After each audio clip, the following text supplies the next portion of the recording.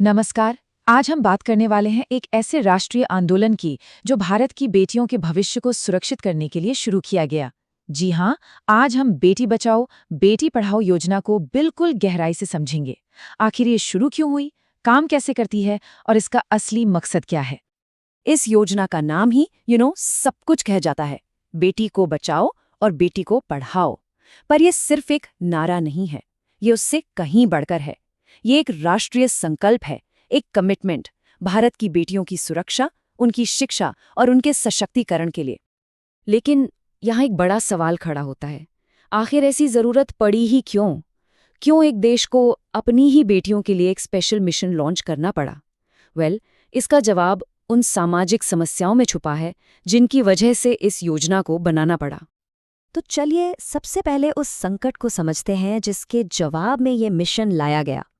देखिए, इस योजना के लॉन्च होने से पहले ना देश के सामने कुछ बहुत ही परेशान करने वाली सच्चाइयां थीं। सबसे बड़ी चिंता की बात थी देश का बाल लिंगानुपात, यानी कि चाइल्ड सेक्स रेशियो। इसका मतलब है कि 0 से 6 साल के बच्चों में लड़कों के मुकाबले लड़कियों की गिनती बहुत तेजी से एक खतरनाक दर से गिर रही थी। और ये सिर्फ एक आंकड़ा नहीं था, बल्कि एक बहुत गहरी सामाजिक समस्या का साफ साफ इशारा था। इस गिरावट के पीछे ना कई काफी दर्दनाक वजहें थीं।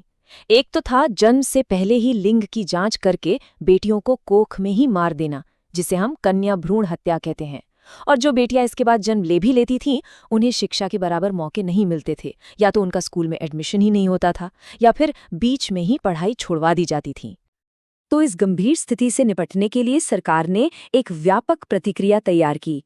चलिए आगे बढ़ते हैं और देखते हैं कि यह प्रतिक्रिया एक मिशन के रूप में कैसे सामने आई। तो 22 जनवरी 2015 को बेटी बचाओ बेटी पढ़ाओ योजना को लॉन्च किया गया। और ये कोई एक मंत्रालय का काम नहीं था। इसे सफल बनाने के लिए 3 मंत्रालयों, महिला एवं बाल विकास, शिक्षा और स्वास्थ्य एवं परिवार कल्याण ने मिलकर एक साथ काम किया। इस मिशन के 3 बिल्कुल क्रिस्टल क्लियर लक्ष्य रखे गए। पहला, लिंग के आधार पर गर्भ में होने वाले भेदभाव को रोकना।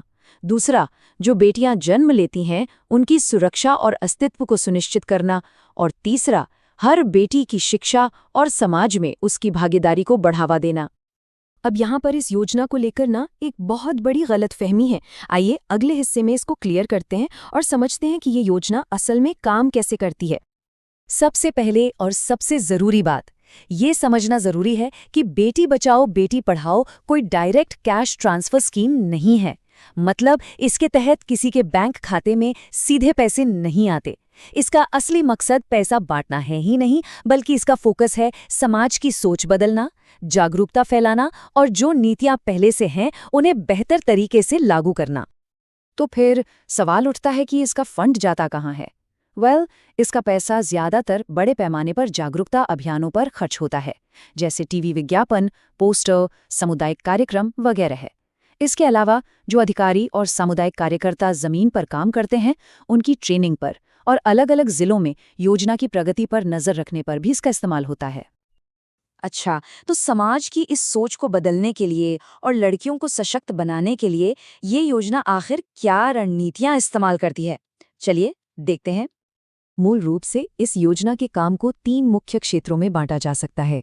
सबसे बड़ा हिस्सा यानी लगभग 40% सामाजिक मानसिकता को बदलने पर केंद्रित है और बाकी का हिस्सा शिक्षा को बढ़ावा देने और बाल लिंगानुपात को सुधारने पर बराबर यानी 30-30% फोकस करता है। अब आते हैं इसके लंबे समय के विजन पर। ये सब आखिर इतना जरूरी क्यों है? बेटी बचाओ बेटी पढ़ाओ का दूरगामी दृष्टिकोण आखिर है क्या? देखिए, ये योजना सिर्फ लड़कियों के बारे में नहीं है, ये पूरे समाज के भविष्य के बारे में है। इसका लक्ष्य है हर बच्ची के मौलिक अधिकारों की रक्षा करना, सभी को विकास के बराबर मौके देना और एक ऐसे समाज की नींव रखना जो संतुलित हो, समावेशी हो और जो आगे बढ़े। और ये बात तो एक सार्वभौमिक सत्य है। जब एक लड़की पढ़ती है, सशक्त बनती है, तो इसका सकारात्मक असर सिर्फ उस पर नहीं होता, उसका असर उसके परिवार पर, उसके समुदाय पर और आखिरकार पूरे देश पर पड़ता है। एक शिक्षित बेटी एक बेहतर कल की गारंटी है।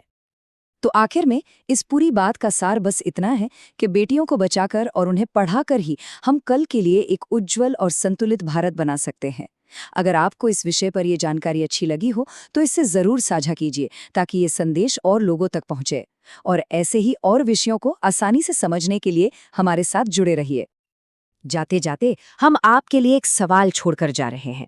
नीतियां और कानून तो अपनी जगह हैं, ठीक है, लेकिन समाज की सोच, उसकी मानसिकता में बदलाव लाना कैसे एक ज्यादा गहरा और स्थायी प्रभाव डाल सकता है, इस पर जरूर सोचिए।